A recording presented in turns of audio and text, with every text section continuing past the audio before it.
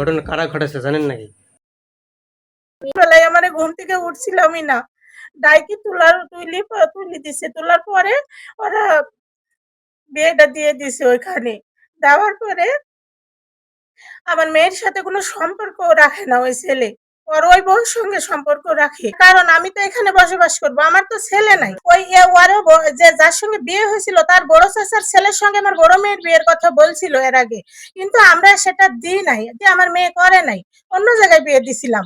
তারপরে থেকে আমার ঘরে ইটা উড়ানি, জালনা ভাঙ্গা, চুরি করা এগুলো শুরু করছে। তারপরে সকালে শুনতে পাচ্ছি যে আমার বাড়ি এরকম চোর ডাকাত আসছে, সব এলোমেলো করে থুইছে।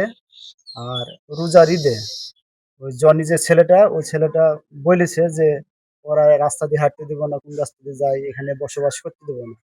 এই ছেলেটা এই কথা বলে গেছে।